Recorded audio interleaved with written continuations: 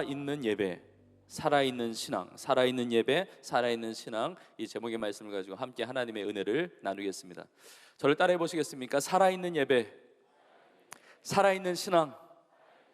여러분, 우리의 예배가 하나님 보실 때 살아있는 예배가 되고 우리의 신앙이 살아있는 신앙이 되기를 주님의 이름으로 축복합니다. 우리가 같이 이렇게 예배를 드리지만 그러나 하나님 보실 때는 다 같은 예배가 아닙니다. 그럼 아담과 하와 잘 아시죠? 아담과 하와 두 자녀 가인과 아벨을 아실 것입니다. 둘 다 하나님 앞에 제사를 드리는데, 우리로 말한다면 이제 예배를 하나님 앞에 드린다고 볼 수가 있죠. 그런데 아벨과 아벨의 제물은 하나님께서 받으셨는데 가인과 가인의 제물은 하나님께서 받지 않으셨어요. 우리가 예배를 드리지만 하나님께서 받으시는 예배가 있고 받지 못하시는 예배도 있다는 것입니다. 여러분, 이 땅에 우리 세종한교회뿐만이 아니라 우리 비종노체뿐만이 아니라 수많은 교회들이 이 땅에 있습니다. 예수 그리스도의 피로 값주고 사신 교회이고 예수 그리스도의 몸인 그 교회를 이루고 있는 것인데, 여러분, 이 땅의 교회를 하나님이 다 같은 시선으로 보시느냐? 그렇지 않다는 것이죠. 살아있는 교회가 있지만 그렇지 못한 교회도 있다는 것이죠. 요한계시록 2장과 3장에 보면 소아시아 지역 7교회에 주님께서 편지를 쓰시는데, 요한계시록 3장의 첫 부분에 보면 4대 교회가 나오는데 너무 안타까운 구절이 나옵니다. 내가 살았다 하는 이름을 가졌지만 너는 죽은 자로다. 여러분, 이 말씀을 하시는 주님은 얼마나 마음이 아프셨겠어요.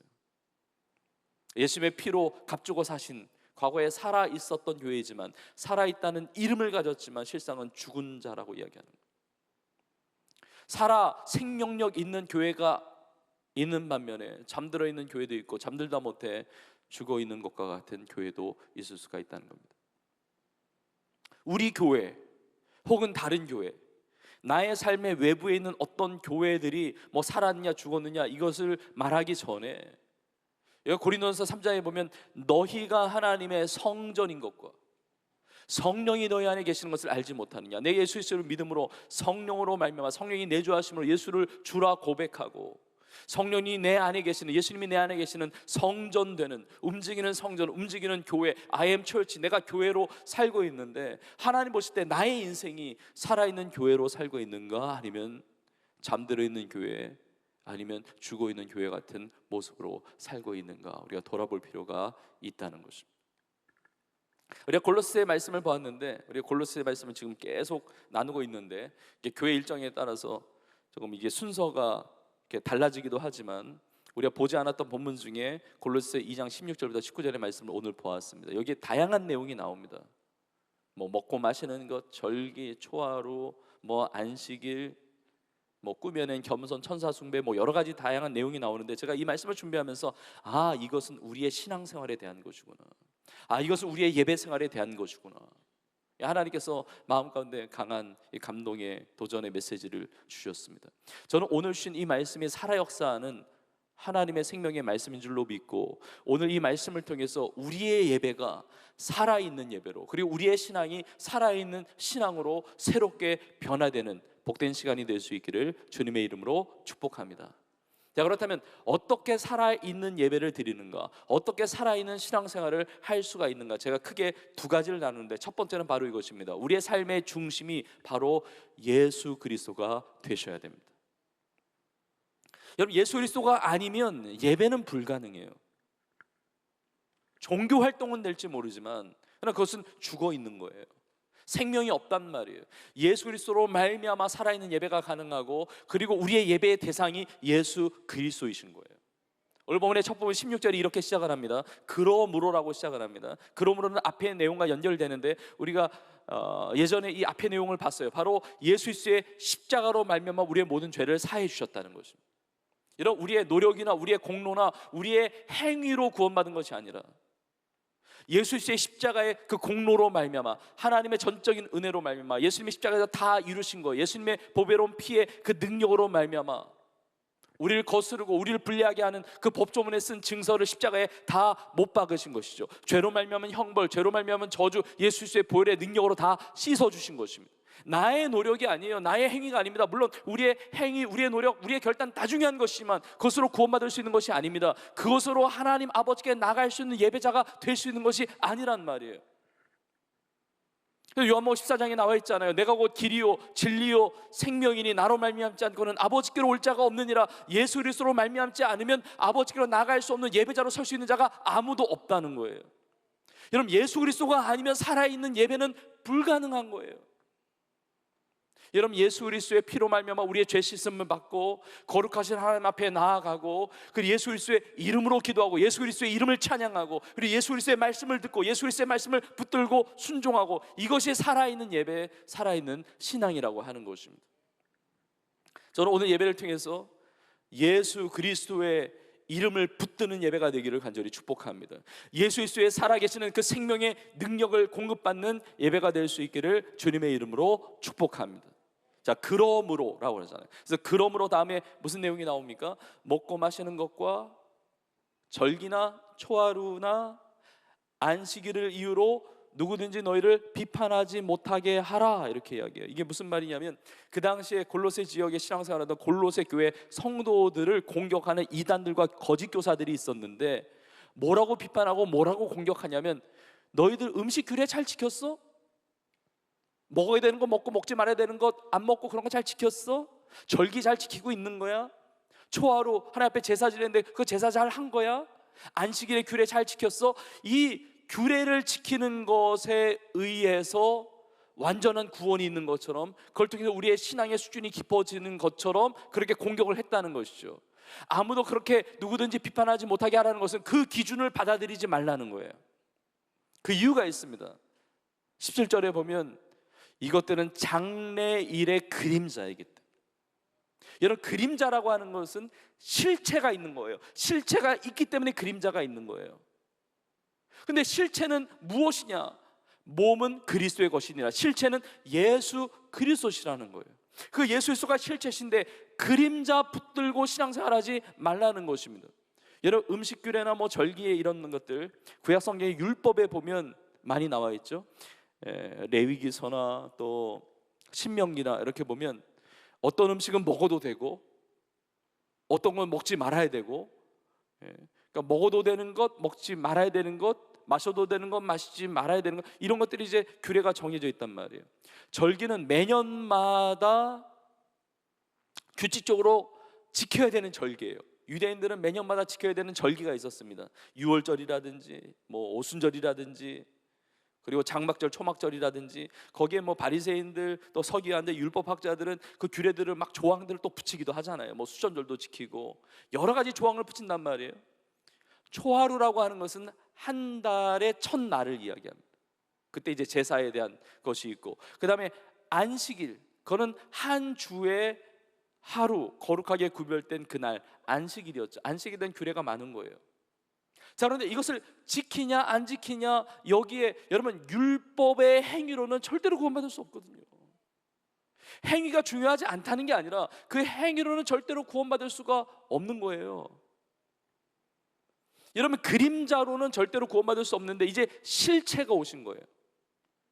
여러분, 비유로 말한다면, 꼭 이 비유가 꼭 맞는 비유는 아니겠지만, 어떤 누군가 사랑하는 사람이 있어요. 혹은 사랑하는 가족이 있습니다. 아직 만나기 전에 사진이 있는 거예요. 사진을 보면 막 그리워하는 겁니다. 보고 싶다고. 사랑하는 그 사람 만나고 싶고, 사랑하는 그 가족 보고 싶고, 막 보면서 그리워하고 애틋해지고 또 너무 좋고. 근데 그 사람이 나타났단 말이에요. 그 사랑하는 사람이, 그 가족이 나타났단 말이에요. 근데 여전히 사진을 붙들고 있어. 나는 그래도 사진이 더 좋아. 사진이 더 잘 나왔어. 사진이 더 괜찮은데 너는 필요 없어. 그러면 그 다음에 이루어질 내용은 상상에 맡기겠습니다. 아니, 실체가 왔으면 만나고 교제하고 대화하면 되는데 여전히 사진을 붙드는 거예요. 마찬가지예요. 실체 대신 예수님께서 오셨는데 율법의 규례에 매여가지고 그거 가지고 구원받을 수 없는데, 왜냐하면 예수 그리스도 안에 모든 충만함이 있거든요. 완전한 구원이 예수 그리스도 안에 있습니다. 완전한 은혜와 완전한 사랑이 예수 그리스도 안에 있는데 예수 그리스도를 붙들지 않고 율법을 잡고 붙드는 거예요. 여러분, 먹고 마시는 것, 먹고 마셔야 살죠. 먹고 마셔야 힘을 냅니다. 근데 우리가 진짜 먹고 마셔야 되는 것이 무엇입니까? 그림자 말고 진짜 실체, 우리가 먹고 마셔야 되는 것이 무엇이죠? 예수님께서 이렇게 말씀하셨습니다. 요한복음 6장 54절과 55절에 내 살을 먹고 내 피를 마시는 자는 영생을 가졌고 마지막 날에 내가 그를 다시 살리리니 내 살은 참된 양식이요 내 피는 참된 음료로다. 정말 난해한 말씀이에요. 정말 믿음 없으면 이거 받아들이기, 이해하기 어려운 말씀이에요. 예수님 말씀하세요. 내 살을 먹어라, 내 피를 마셔라, 그래야 산다, 그래야 생명이 있다 말씀하고 있는 것입니다. 여러분, 이것을 예수 그리스도를 믿는 믿음에 대해서 강조하고 있는 거예요. 너의 살과 너의 피를 예수 그리스도로 채우라는 거예요. 내 안에 예수 그리스도가 계셔야만, 내가 예수 그리스도 안에 있어야만 내가 영원한 생명을 얻는다는 것입니다. 우리가 정말 먹고 마셔야 되는 것은 예수 그리스도예요. 내가 경험해야 될 것은 예수 그리스도예요. 오늘 예배를 통해서 예수 그리스도를 만나는 살아있는 예배가 되기를 주님의 이름으로 축복합니다. 여러분, 율법과 예수 그리스도의 관계를 잘 설명해 주는 성경 본문 중에 히브리서 10장에 있는 말씀이 있는데, 히브리서 10장 1절에 이렇게 나와 있습니다. 율법은 장차올 좋은 일의 그림자일 뿐이요 참 형상이 아니므로 해마다 늘 드리는 같은 제사로는 나오는 자들을 언제나 온전하게 할 수 없느니라. 해마다 절기마다 같은 제사를 드린단 말이에요. 그런데 그것은 그림자이니까 그거 가지고 온전하게 될 수가 없는 거예요. 그림자니까. 그래서 히브리서 10장 4절에 이렇게 나와 있습니다. 이는 황소와 염소의 피가 능히 죄를 없이 하지 못함이라. 여러분, 구약의 말씀도 하나님이 주신 말씀이에요. 근데 성경 구약만 있는 것이 아니라 신약의 말씀이 있잖아요. 그러니까 구약의 배경, 구약의 문맥을 통해서 신약 성경을 보는 것도 중요하고 신약의 렌즈를 통해서 구약 말씀을 보는 것도 너무 중요해요. 근데 황소나 염소의 피 혹은 양의 피, 여러분 짐승의 피를 가지고 내가 죄를 지었는데, 인간이 죄를 지었는데 인간의 죄값을 짐승이 피를 내서 씻는다는 것이 이게 가능합니까? 불가능하죠. 그건 그림자예요. 그걸 통해서 하나님은 그림자로 보여주시고 이제 실체를 보여주시는 것입니다. 그분이 바로 예수 그리스도신 거예요. 그래서 히브리서 10장 10절에 이렇게 나와 있습니다. 이 뜻을 따라 예수 그리스도의 몸을 단번에 들이심으로 말미암아 우리가 거룩함을 얻었노라. 예수님께서 십자가에서 단번에 영원한 제사를 들이심으로 그 예수의 십자가 보배로운 피의 능력, 예수님의 죽으심과 부활, 그 복음의 능력으로 말미암아 나에게 생명의 은혜를 주신 것입니다. 여러분, 그래서 예수님이 공생의 기간을 시작하실 때 세례 요한이 예수님을 바라보면서 이렇게 표현을 했습니다. 요한복음 1장 29절에 있는 말씀인데, 이튿날 요한이 예수께서 자기에게 나오심을 보고 이르되 보라, 세상 죄를 지고 가는 하나님의 어린 양이로다. 짐승의 피로 말미암아 우리가 죄 씻음 받지 못합니다. 그걸로 구원받지 못합니다. 그건 그림자예요. 그런데 하나님의 어린 양이신 예수 그리스도, 자신의 몸을 찢으시면서 대속 제물이 되어주셔서 스스로의 희생을 통하여 우리의 인류의 죄, 우리의 모든 죄, 나의 죄를 대신하여 십자가에 피 흘려 죽으심으로 그 십자가 보혈의 능력으로 말미암아 하나님 앞에 나아갈 수 있는 그 길을 열어주셨다는 것입니다. 그래서 조금 전에 보았던 히브리서 10장에서 19절과 20절에 이렇게 나와 있습니다. 그러므로 형제들아, 우리가 예수의 피를 힘입어 성소에 들어갈 담력을 얻었나니 그 길은 우리를 위하여 휘장 가운데로 열어놓으신 새로운 살 길이요 휘장은 곧 그의 육체니라. 예수님이 자신의 육체를 찢으셔서, 휘장 대신 자신의 육체를 찢으셔서 하나님께 나아갈 수 있는 새로운 살 길을 열어주셨다는 것입니다. 예수 그리스도가 아니면 살아있는 예배는 불가능하고 살아있는 신앙은 불가능한 거예요. 우리 예배의 중심이, 우리의 신앙생활, 우리의 모든 삶의 중심이 예수 그리스도가 될 수 있기를 주님의 이름으로 축복합니다. 우리가 죄된 모든 것이 있다면 주님 앞에 나와서 회개하고 주님의 십자가 보혈의 능력을 의지하는 것입니다. 하나님께서 깨끗이 씻겨주시고 거룩한 하나님의 자녀로서 하나님 아버지를 예배할 수 있는 은혜, 그리고 하나님으로부터 주어지는 그 예배의 놀라운 축복과 능력과 그 은혜를 마음껏 누리며 승리하는 우리 모두가 될 수 있기를 주님의 이름으로 축복합니다. 자, 살아있는 예배, 살아있는 신앙 생활을 위해서는 예수 그리스도가 중심이 되어야 하는데, 여러분 그것과 함께 두 번째, 이것이 너무 중요합니다. 사실 우리는 예수님을 믿음으로 구원받아서 신앙생활을 하고 있는 것입니다. 이게 예배 자리에 있는 것인데, 내가 예수 그리스도를 중심으로 산다고 말을 하지만, 내가 예수님을 믿는다고 말을 하지만, 왜 나의 신앙은 죽어 있는 것 같은가? 왜 잠들어 있는 것 같은가? 나의 예배는 왜 살아있는 예배로 하나님 앞에 드려지는 것 같지 않은가? 여러분, 이유가 있습니다. 여러분, 살아있는 예배가 되기 위해서 우리에게 꼭 필요한 것이 있는데, 그것이 바로 영과 진리로 예배를 드려야 됩니다. 우리가 제자훈련을 하면서, 우리 성경 공부나 또 하나님의 말씀 이렇게 설교를 들으면서 우리 예배에 관련된 많은 것들을 배웁니다. 예배 관련된 많은 말씀들을 우리가 듣게 되는데, 성경에 보면 예배에 관련된 구절들이 많은데, 대표적인 구절이 요한복음 4장 23절과 24절에 이렇게 나와 있습니다. 아버지께 참되게 예배하는 자들은 뭘로 예배합니까?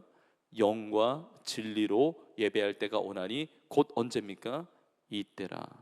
아버지께서는 자기에게 이렇게 예배하는 자들을 찾으시느니라. 그 다음에 24절 너무나 귀한 말씀이죠. 우리 같이 읽겠습니다. 시작. 하나님은 영이시니 예배하는 자가 영과 진리로 예배할지니라. 아멘. 한 번 더 하겠습니다. 하나님은 영이시니 예배하는 자가 영과 진리로 예배할지니라. 아멘. 우리의 예배가 영과 진리로 드리는, 하나님이 찾으시는 그런 예배자로 살아있는 예배를 드리는 우리 모두가 되기를 주님의 이름으로 축복합니다. 근데 영과 진리로 예배 드리는데 여기에 방해 요소가 있어요. 영과 진리로 드려야만 이 살아있는 예배, 살아있는 신앙이 되는데, 여기에 방해 요소가 있는데, 대표적인 게 뭐냐면, 하나님은 영이시잖아요. 그러니까 보이지가 않는단 말이에요. 그러니까 영적인 예배를 드려야 되는데 육적인 예배에 갇혀 있는 거예요. 눈에 보이는 육적인 예배, 이 형식적인 이 겉모습의 예배에 머물 때, 이걸 뛰어넘지 못할 때 그것은 살아있는 예배가 될 수가 없다는 거예요. 우리의 영혼을 드려야 되는데, 성령과 교통하는 예배를 드려야 되는데, 여러분, 형식이 필요 없다는 게 아니라 형식도 중요하고 예배 순서도 중요하고 예배 장소도 중요하고 이 환경과 시스템 다 중요한 것이지만, 그러나 예배의 내용이 빠져버려 있으면 그건 다 껍데기에 불과하다는 것입니다. 예배의 겉모습, 육적인 모습, 눈에 보이는 이런 것들이 다 중요하겠지만, 그러나 그것이 본질이 아니란 말이에요. 그건 과정이고, 그건 비본질적인 우리 예배를 돕는 것일 수가 있는 것이고, 진짜 본질은 뭐냐면 하나님의 영이시기 때문에 이 육적인 예배를 뛰어넘어서 영적인 예배를 드려야 한다는 것이죠. 영적인 예배, 그러니까 겉모양의 예배가 아니라 내 속사람의 예배가 되어야 되는 거예요. 내 속사람의 예배가. 이런 수많은 사람들이 하나님 앞에 예배를 드리지만, 하나님 보실 때 받으실 만한 예배가 너무 적으니까, 그 수많은 제사를 드리고 수많은 예배를 드린다고 하지만 하나님이 받으실 수 없는 살아있는 예배가 아니라 죽어있는 예배니까, 하나님이 너무 안타까운 마음을 가지고 이스라엘 백성들에게 하신 말씀이 이사야 1장 12절에 이렇게 나와 있습니다.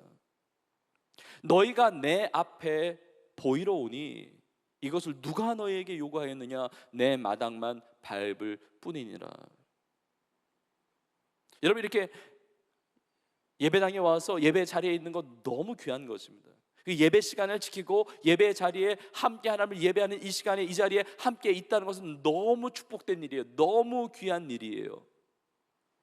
자, 그런데 하나님께서 마음이 아프셔서 안타까우셔서 말씀하시는 거예요. 너희가 나에게 보이러 오는데, 그 보이러 오는 게 겉모양만 보이러 오니까 마음이 빠져버리고 그 영혼의 진실함이 빠져버리고 성령과 교통하는 예배가 아니니까 육적인 종교 생활에 머물러 있으니까 너무 안타깝다 이거예요. 마당불만 밟고 가면 어떡하느냐는 거예요. 예수님께서 바리새인과 서기관들을 회칠한 무덤이라고 책망을 하셨습니다. 바리새인들, 서기관들 보면요, 진짜 경건한 사람처럼 보여요. 신앙생활 너무 잘하는 것처럼 보입니다. 그래서 다른 사람이 신앙생활 잘한다고 존경도 하는 거예요. 근데 예수님이 회칠한 무덤이라고 그래요. 그 겉에 횟가루를 칠했으니까 하얗게 깨끗해 보이는데 그 속은 무덤이라서 썩은 데가 진동하는 겁니다. 사망이 있는 거예요. 죽음이 있는 거예요. 살아있는 신앙생활이 아닌 거예요. 우리가 보여지는 것에 현혹되는 것이 아니라, 보여지는 것 다 중요한 것이지만, 그러나 우리의 속사람이 진짜 하나님을 예배해야 됩니다. 정말 영적인 예배를 드려야 되는 거예요. 이것이 살아있는 예배인 줄로 믿습니다. 여러분, 하나님이 받으시는 예배는 어떤 예배인지 아세요? 대표적으로 시편 51편 17절에 이렇게 나와 있습니다. 하나님이 구하시는 제사는 상한 심령이라. 하나님이여 상하고 통회하는 마음을 주께서 멸시하지 아니하시리이다. 하나님이 구하시는 제사는 상한 심령이에요. 심령. 내가 마음이 상해 있는데 괜찮은 척 하지 말라는 것입니다. 하나님은 다 아시잖아요. 수고하고 무거운 짐자들아 다 내게로 오라 그러면 그걸 가지고 와야 되는데 괜찮은 척해서 위장하듯이 형식적으로 와서 그냥 왔다가 가지 말라는 거예요. 그건 하나님 받으시는 살아있는 예배가 될 수가 없어요. 하나님의 은혜를 체험하는 예배가 될 수 없다는 것입니다. 상한 심령이면 심령 그대로 가지고 나오는 거예요. 있는 모습 그대로 가지고 나아가는 것입니다. 상하고 통회하는 마음을 멸시하지 않는 겁니다. 마음을 드려야 되는데 이 마음을 드리지 않는다는 것이죠. 여러분, 우리의 예배가 하나님께 우리의 마음을 드리는, 우리의 심령을 드리는, 육적인 눈에 보이는 겉모습의 그 예배, 종교 활동에서 벗어나서 영이신 하나님을 만나는 그 은혜를 누리는 살아있는 예배자들 되기를 주의 이름으로 축복합니다. 좀 전에 요한복음 4장에 있는 말씀을 보았는데, 하나님은 영이시니 예배하는 자가 영과 진리로 예배할지니라. 이 말씀을 예수님이 누구에게 하셨죠? 이 말씀을 요한복음 4장에 보면 수가성 사마리아 여인에게 하신 말씀이죠. 수가성 사마리아 여인은 예배를 안 드렸던 여인이 아니라 조상 때부터 사마리아 산 그 그리심산에서 산당 거기서 제사하고 예배드렸던 여인이잖아요. 그런데 이 여인은 문제가 뭐냐면 형식적인 예배, 종교 활동에 머무는 예배니까 그 영혼과 삶을 바꾸지 못하는 예배였다는 겁니다. 아무 능력이 없는 죽어있는 종교 활동에 끝났다는 것이죠. 그쳤다는 거예요. 그러니까 사마리아 이 여인이 예수님 만나고 이렇게 묻는 거예요. 우리 조상 때부터 여기 이 산에서 예배했는데 여기서 예배드린 것이 진짜 예배냐? 아니면 너희 같은 유대인들이 얘기하듯이 저 예루살렘에서 드린 예배가 하나님 받으시는 예배냐? 이 장소는 너무 중요해요. 우리 어디서 예배드리냐? 이 장소는 너무 중요한데 그것이 본질이 아니란 말이에요. 여기서 드린 예배가 진짜냐? 저기서 드린 예배가, 이 육적인 예배에 가둬져 있으니까 이 여인의 삶을 바꿀 수 없는, 능력이 없는 예배인 거예요. 근데 예수님께서 물으시잖아요. 갑자기 물으세요. 그냥 훅 들어오세요. 남편을 데려와라 그러거든요. 갑자기 뜬금없이. 이 여인이 당황스럽죠. 아무에게도 나누고 싶지 않았던 얘기인데, 내가 과거에 남편이 5 있긴 했었는데 지금 살고 있는 남자도 남편이 아니고 동거하는 중인데 이거 어떻게 대답해야 되나? 근데 예수님은요 그걸 정확히 찝어냈어요. 우리 주님께 숨길 것이 하나도 없거든요.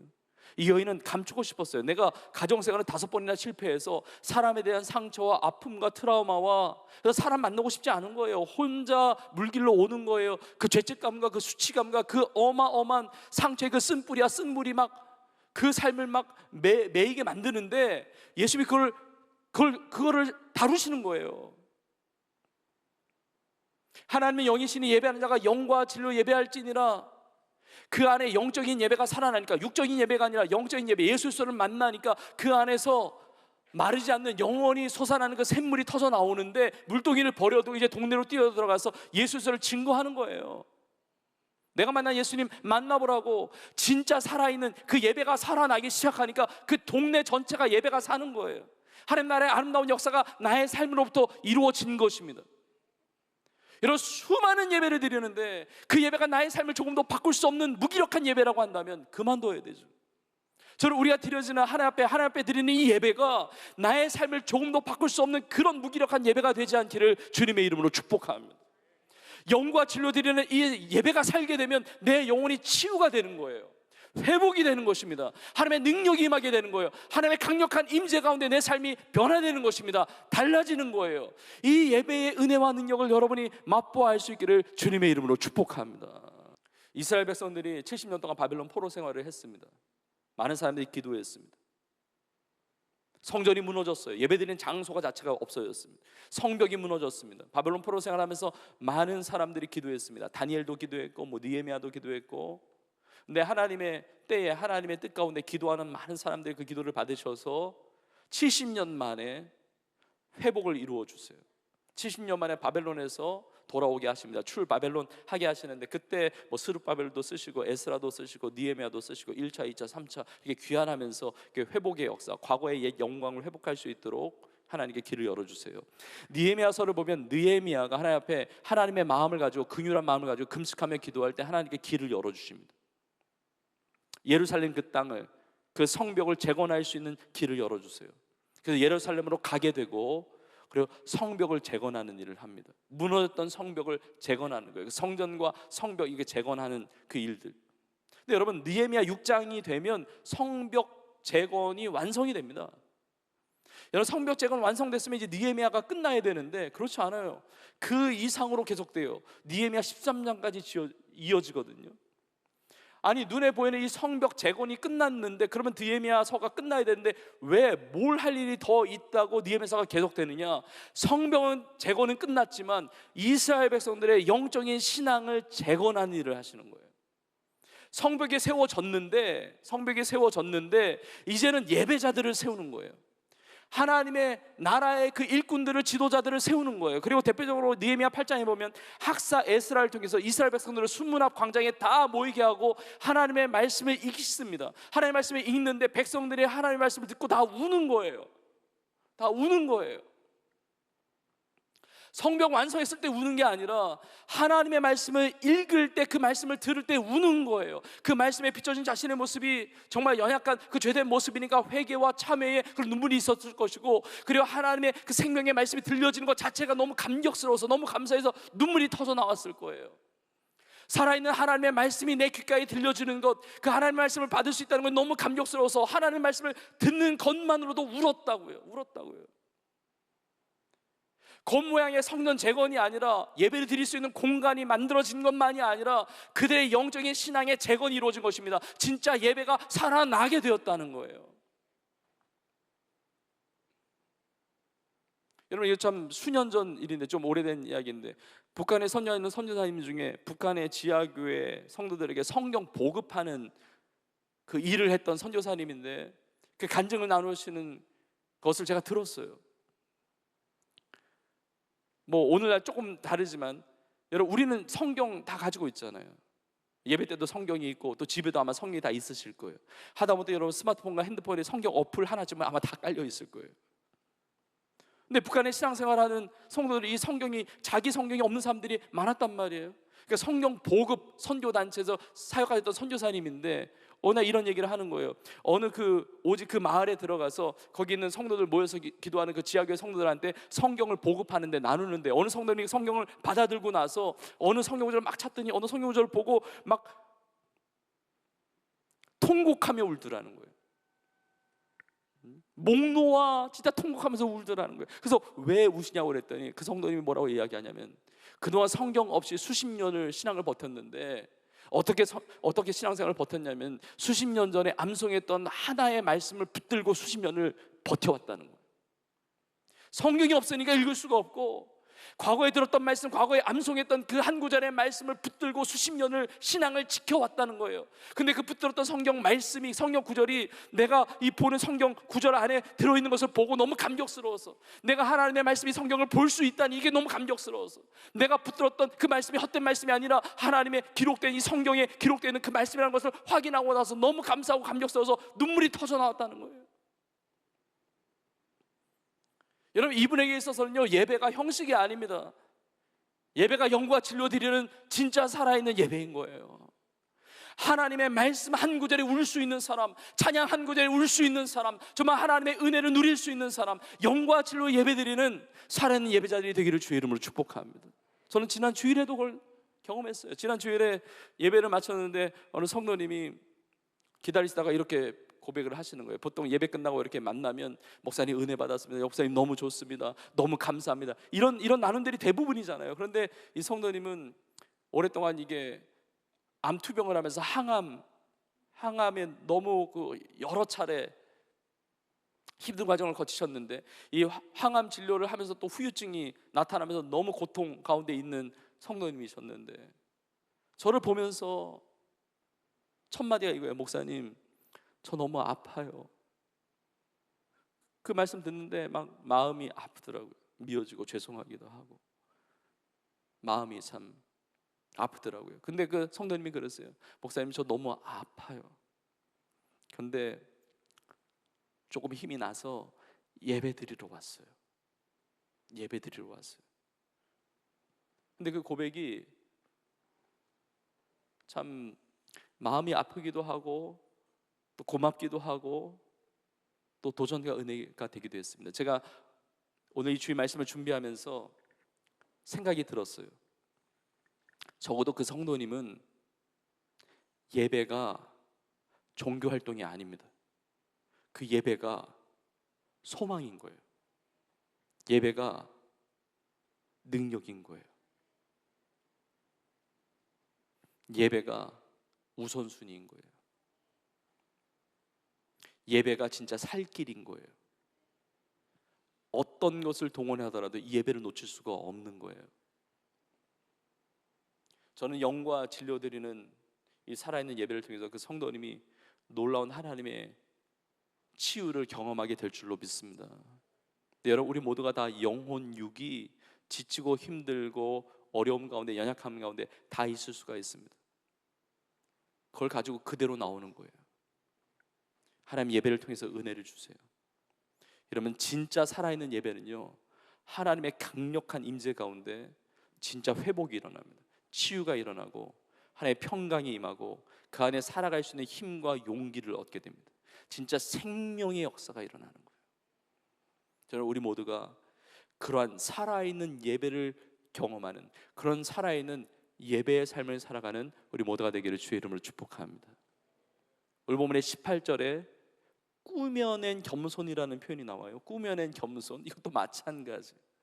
여러분, 겸손이 진짜 겸손이 있고 꾸며낸 겸손이 있다는 거예요. 지난 주일날 같이 말씀의 은혜를 나눴잖아요. 우리 하나님의 사랑받는 자녀들이기 때문에 이 자녀로서의 사랑의 삶이 드러납니다. 긍휼과 자비와 겸손과 온유, 예수님의 성품이죠. 오래 참음, 용납, 용서, 이런 것들을 같이 나눴는데, 여러분, 진짜 겸손과 꾸며낸 겸손의 차이가 있어요. 여러분, 진짜 겸손은요, 여러분, 주님의 십자가를 붙잡으면, 십자가에 가까이 나가면, 난 정말 죄인인데, 난 죄인 중에 괴수인데 나를 구원하신 것 자체가 너무 감사하니까 자기를 과시하고 내세우고 높일 것이 하나도 없어요.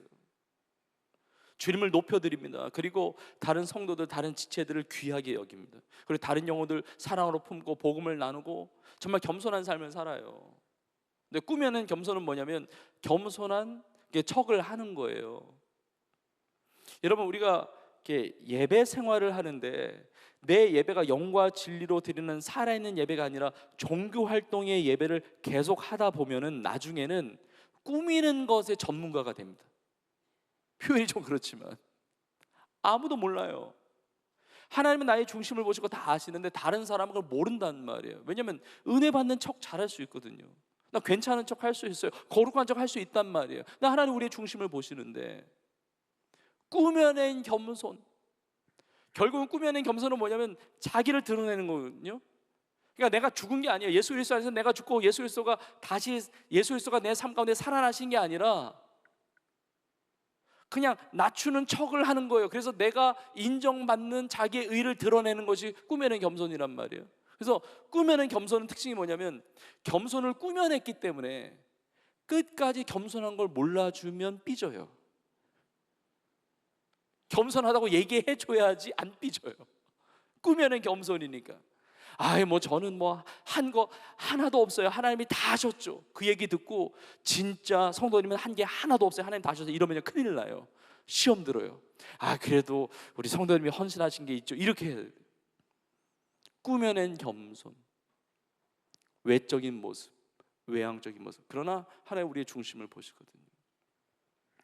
우리의 예배가 진짜 살아있는 예배, 다른 사람이 판단하고 다른 사람이 평가하는 그런 예배가 아니라 우리의 중심을 보시는 하나님, 그 영적인 성령과 교통하는 그 놀라운 예배의 능력과 은혜를 체험하는 살아있는 예배자 되기를 주의 이름으로 축복합니다. 그럼 여기에 덧붙여서 한 가지를 더 나누고 싶은 것이 있는데, 여러분 우리가 영적인 예배라고 해서 눈에 보이는 형식과 뭐 이런 질서 이런 것이 필요 없다는 게 아니라 이건 너무 중요한데 이게 내용이 더 중요하다는 거예요. 예배 본질, 영과 진리로 예배 드리는데, 근데 자칫 잘못하면 내가 영적인 예배 드린다, 성령과 교통하는 예배를 드린다고 할 때 이 주관적인 감정이나 느낌과 체험을 의지하는 예배는 오히려 잘못된 예배예요. 그런 살아있는 예배가 아니에요. 오늘 본문의 18절에 천사 숭배라는 표현이 나오거든요. 천사 숭배. 갑자기 여러분 천사는 숭배 대상, 예배 대상이 아니잖아요. 천사는 피조물이잖아요. 우리 예배 대상은 오직 주 예수 그리스도, 우리 하나님 한 분만 우리 예배의 대상이 되는 것인데 왜 천사 숭배하는 이단과 거짓 교사들이 있게 되었느냐? 18절 뒷부분에 이렇게 나와 있어요. 그가 그 본 것을 의지하여 그 육신의 생각을 따라 헛되이 과장했다는 겁니다. 그러니까 마치 이런 거예요. 나는 죄인이에요. 죄로 인해서 죽을 수밖에 없는데 하나님은 너무 높으신 분이에요. 거룩하신 분이에요. 도달할 수가 없어요. 그러니까 예수님이 다 하셨잖아요. 예수님의 보혈의 능력으로. 그래서 그 살 수 있는 길을 열어주셨잖아요. 그러니까 하나님 앞에 담대히 나아가면서 그 보좌 앞에 나아가면서 예배하잖아요. 예수의 그 공로를 붙잡고 하나님의 은혜 가운데 예배하면 되는데 나와 하나님 사이가 너무 멀다는 거예요. 그러니까 매개체가 필요한 거 아니냐 그런 거예요. 근데 어떤 사람이 희미하게 천사를 본 것 같아. 환상 가운데. 그러니까 천사를 숭배하면 되겠구나, 천사의 도움이 필요하구나 해서 천사 숭배를 하게 됐단 말이에요. 여러분, 내 느낌과 체험과 내 감정보다 더 중요한 것이 있습니다.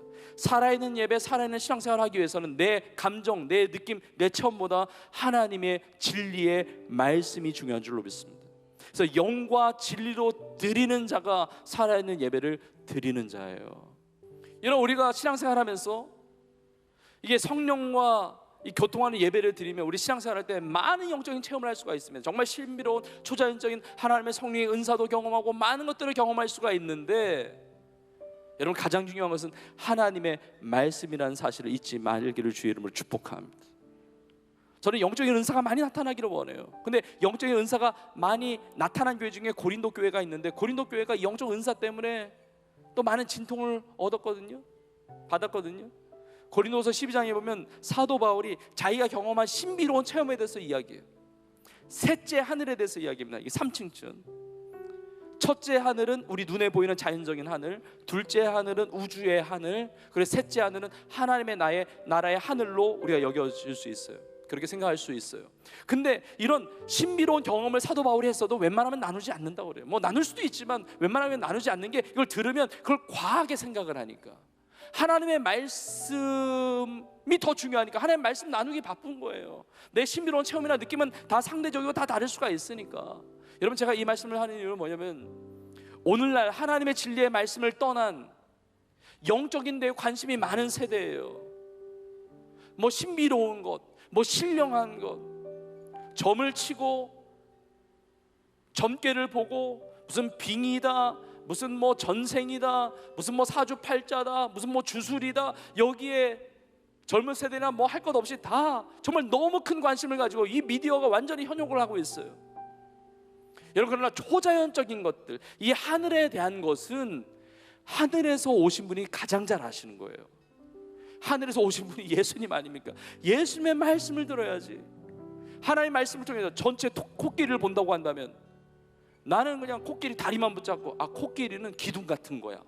어떤 사람은 코를 붙잡고, 아니야, 코끼리는 기둥 같은 게 아니라 위에서부터 이렇게 휘어져 내려오는 것 같은 거야. 몸통의 일부를 받으면서 잡으면서 대면서, 아니야, 코끼리는 막 벽과 같은 거야. 이게 자기만의 느낌과 생각을 말한단 말이에요. 아니에요. 여러분, 하나님이 주시는 이 체험과 느낌과 이 감정은 하나님의 말씀을 벗어나서는 능력이 없습니다. 하나님의 말씀으로 분별하는 거예요. 체험이 있을 수도 있고 없을 수도 있어요. 그러나 중요한 것은 하나님의 말씀 중심으로 신앙생활하는 것이 가장 신령한 신앙생활입니다. 하나님의 말씀 중심으로 예배하는 것이 가장 살아있는 능력 있는 신령한 예배예요. 하나님의 말씀으로 중심으로 신앙생활하는 것이 진짜 살아있는 하나님 기뻐 받으시는 신앙생활이 되는 줄로 믿습니다. 하나님은 살아계시기 때문에 체험이 없을 수가 없지만, 그러나 하나님 말씀 앞에 다 굴복하는 거예요. 또 말씀을 마무리하면서 살아있는 예배, 살아있는 신앙을 방해하는 많은 것들, 예수 그리스도의 그 이름을 의지하지 않고 나의 공로나 나의 행위를 의지하는 그 모든 것들, 영으로 예배드리지 않고 육신의 차원에 머물러 있는 종교활동에 불과한 그런 모습들, 하나님의 진리의 말씀이 아니라 나의 감정과 나의 느낌에 의지하는 그 모든 것들, 영과 진리로 예배드리지 않는 모습들, 다 문제가 뭐냐면 오늘 보면 마지막 절 19절에 머리를 붙들지 아니하는지라. 우리의 머리는 예수 그리스도 있습니다. 온 몸이 머리로 말미암아 마디와 힘줄로 공급함을 받고 연합하여 하나님이 자라게 하심으로 자라느니라. 여러분, 예수 그리스도의 이름을 붙들고 그 십자가의 권능을 붙들고, 그리고 영적인 예배, 그리고 진리의 말씀의 예배, 그런 살아있는 예배를 드려서 우리가 함께 자라나고 성장하고, 그리고 우리의 삶의 모든 자리에 내 삶에 임하는 그 예배의 능력으로 말미암아 우리의 가정과 일터와 모든 삶의 자리에서 그 예배가 확장되어지는, 그 살아계신 하나님의 그 놀라운 역사가 확장되어지는, 그 하나님 나라의 아름다운 역사를 이루어가는 우리의 삶이 되기를 주님의 이름으로 축복합니다. 살아있는 예배, 살아있는 신앙으로 하나님 앞에 영광 올려드리며 기쁨 드리는 우리 온 교회와 우리의 삶이 될 수 있기를 주님의 이름으로 축원합니다.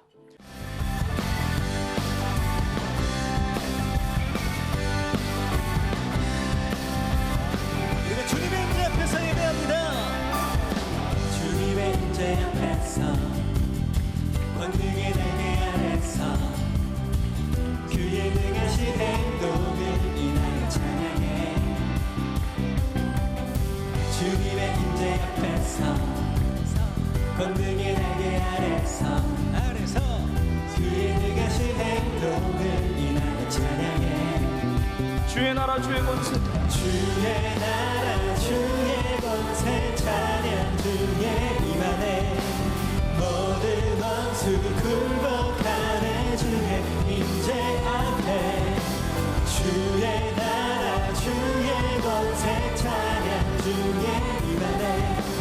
모든 원수 굴복하네.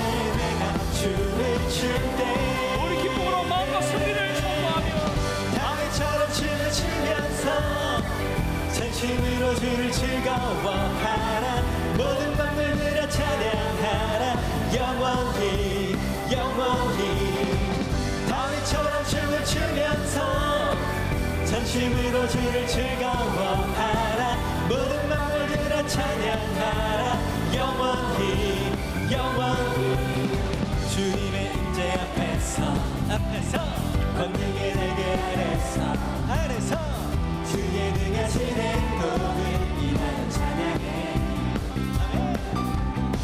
주님의 임재 앞에서 권능의 날개 아래서 그의 능하신 행동을 인하여 찬양해. 주의 나라 주의 권세, 주의 나라 주의 권세 찬양 중에 임하네. 아멘. 모든 원수 굴복하네. 주의 임재 앞에 주의 나라 주의 나라 주의 권세 찬양 중에 임하네.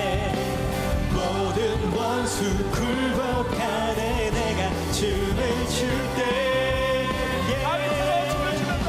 다윗처럼 춤을 추면서 전심으로 주를 즐거워하라. 모든 만물들아 찬양하라. 영원히 영원히 다윗처럼 춤을 추면서 전심으로 주를 즐거워하라. 모든 만물들아 찬양하라. 영원히 영원히. 아멘. 우리가 찬양할 때 우리의 모든 대적들은 다 물러가게 되는 줄로 믿습니다. 아멘. 우리 찬양할 때, 진짜 예배를 드릴 때 하나님의 승리가 나의 승리가 될 줄로 믿습니다. 아멘. 우리 청년들의 삶을 통해서, 우리 성도들의 삶을 통해서 내 삶의 자리에만 성령의 승리의 역사가 나타나는 것이 아니라 우리의 기도를 통하여, 우리의 예배를 통하여 열방이 주님 앞에 돌아오는, 나라들이 주님 앞에 돌아오는 놀라운 영적인 부흥의 역사가 새롭게 시작되는 줄로 믿습니다. 아멘. 할렐루야. 아멘. 할렐루야. 아멘. 그 기도의 능력, 그 찬양의 능력, 그 예배의 능력 가지고 승리하는 우리 모두가 되기를 주의 이름으로 축복합니다. 아멘. 우리 서로만 이렇게 고백합시다. 예배로 승리합시다. 우리 한 번 더 고백합시다. 찬양으로 승리합시다. 맞아, 한 번 더. 기도로 승리합시다. 능력 있는 예배자로 열방을 주님 앞에 돌이키는 하나님의 능력의 예배자들 다 될 수 있기를 주의 이름으로 축원합니다. 우리 믿음으로 고백하며 찬양합시다. 주의 나라 주의 권세, 주의 나라 주의 권세 찬양 중에 임하네. 모든 원수 굴복하네. 주의 나라 주의 권세. 여러분 믿음으로 승리를 선포하세요. 여러분은 승리자입니다. 예배자는 승리자예요. 모든 원수 굴복하네. 내가 춤을 출 때 다같이 다윗처럼 춤을 추면서 전심으로 주를 즐거워하라.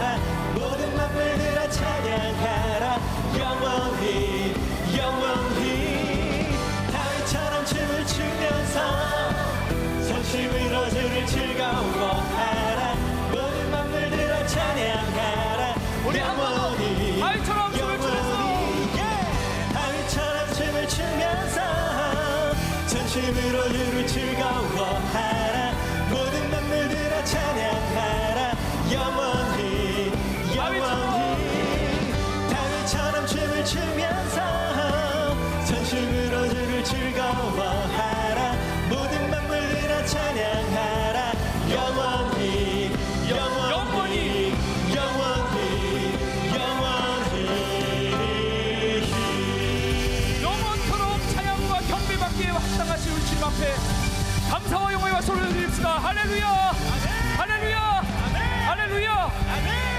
이제는 우리 예수님의 은혜와 하나님 아버지의 크신 사랑과 성령의 위로부터 인도 역사하심이 이렇게 하나님 아버지께 나와 다윗처럼 춤을 추면서 영과 진리로 예배하는 살아있는 예배, 살아있는 신앙으로 하나님의 나라와 영광을 위하여 날마다 믿음으로 승리하기를 소원하는 사랑하는 주의 성도들 머리머리 위에 이제부터 영원토록 함께 있을지어다.